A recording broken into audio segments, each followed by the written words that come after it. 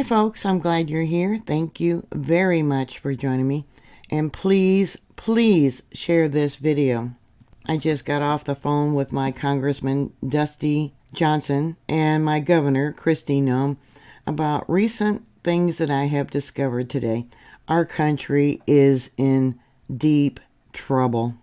Recently on social media, an image of possibly Musum Samadov making a creepy threat to a journalist who filmed him and asked him who he was as he came across the border.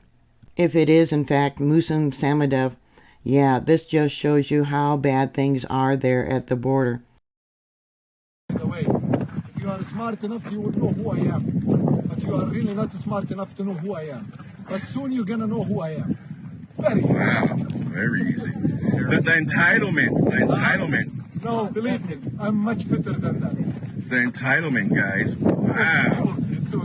By the way, if you are smart enough, you would know who I am. But you are really not smart enough to know who I am. But soon you're gonna know who I am. Very easy. Wow, very easy. The entitlement. No, believe me, I'm much better than that. He recently was released from prison in January of last year and was the head of the Islamic Party of Azerbaijan. Back on January of 2020, President Trump ordered the assassination of General Qasem Soleimani by the use of an airstrike.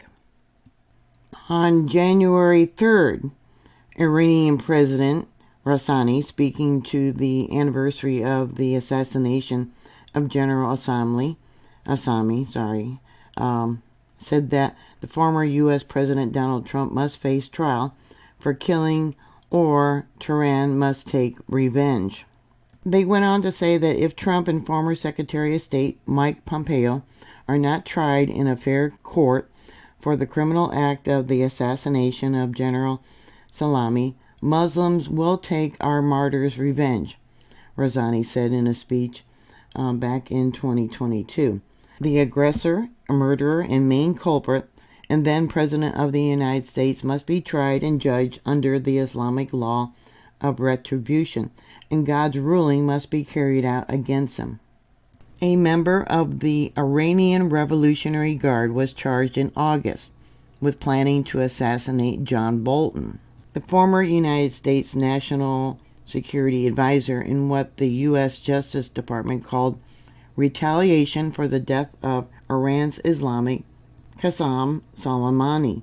Former Secretary of State John Pompeo was also told by the Justice Department that he was a second target of the plot. Now, the Azerbaijan Islamic Party was founded in 1991, I believe. It advocated stronger ties with Iran and even proclaimed the state of Azerbaijan as an Islamic republic. The Islamic Party of Azerbaijan was financed by Iran and was known as having fiery anti-American rhetoric, anti-Jewish rhetoric, and was fiercely opposed and advocated a ban on Christian missionary activities. In January of 2011, he was charged with preparing for crimes, acts of terrorism, by arranging groups of persons or organized groups or criminal committees for the overthrow of the government there in Azerbaijan.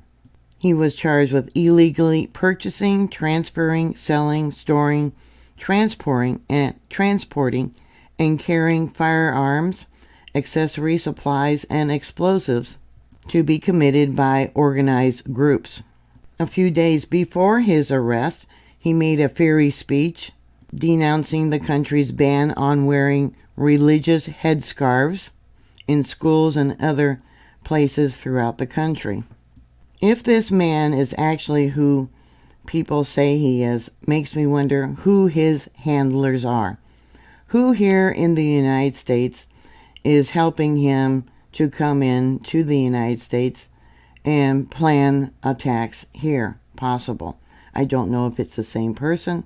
I don't know if this person is planning attacks on our presidential leaders. I don't know.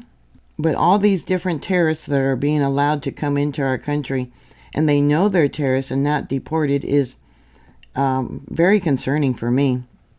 Another group recently came to my attention that is very organized here in the United States.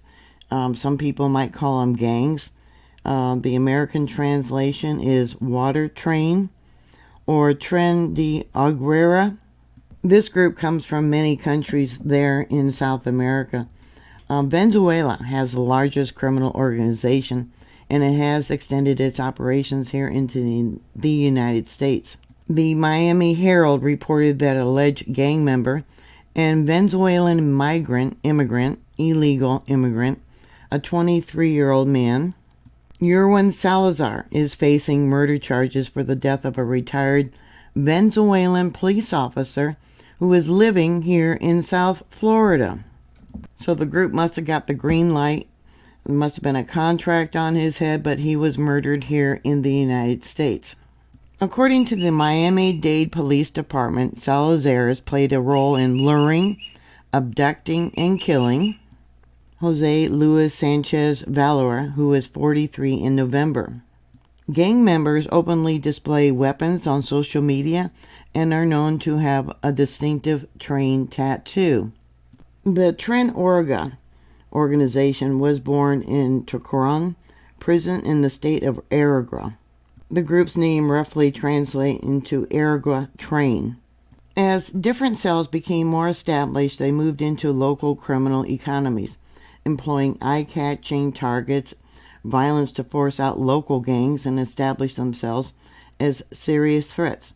In addition to extortion and migrant smuggling, Trans-Elegras cells controlled loan sharking, also referred to gata or drop-by-drop retail drug trafficking, kidnapping, small-scale international drug trafficking, human trafficking, and robberies. Each cell specializes in different activities based on local conditions. They are now in New York and Chicago, it's been reported. The head of the group, Hector Guerrero Flores, evidently escaped somehow from a Venezuelan maximum security prison, and that was in September.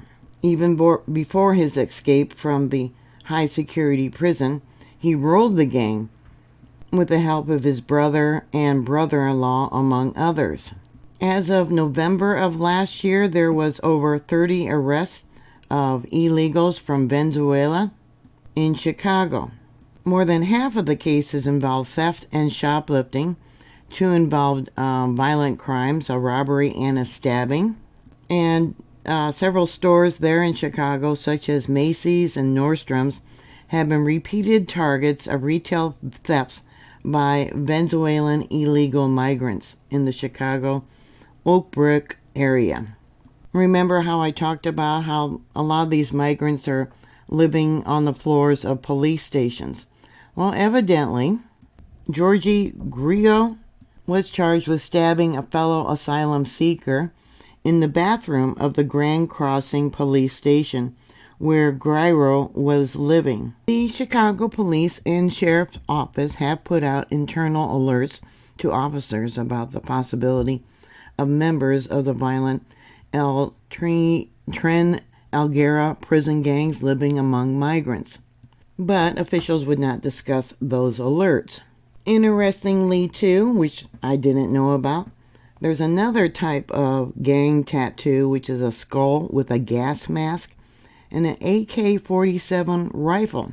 That was according to the alert, which said its members wear Michael Jordan number 23 jerseys because of the gang's anniversary is January 23rd. That would have been yesterday. And then because of the poor diplomatic relationship that the United States has with Venezuela, it's probably impossible to get any type of criminal background on these illegals that are coming into our country. Many of the newer Venezuelan gang members of the El Tren Aguera gangs are not even getting tattoos anymore because they don't want to be recognized by law enforcement as members. CNN did report that between October 2022 and October of 23, they did apprehend or detain 38 possible members of the Aguera train gang. When I called Christine Noem's office, who's the governor of South Dakota, her representative that I spoke with said that South Dakota is one of the only states, I believe, that has sent National Guard to the border. I believe that was like a year ago. But basically, they were there only to help with the paperwork and not keep the illegals out. I hope Texas continues its fight against the federal government to keep the illegals out. I asked them about her opinion about the razor wire, and she said that she has not made a public statement about the razor wire that the federal government and the Border Control were removing. I told them I think she needs to do that, and sooner the better. We need more action to keep these illegals out. So what are your thoughts? Please like, please share. Make sure you're still subscribed, and I'll talk to you later. God bless you. Bye.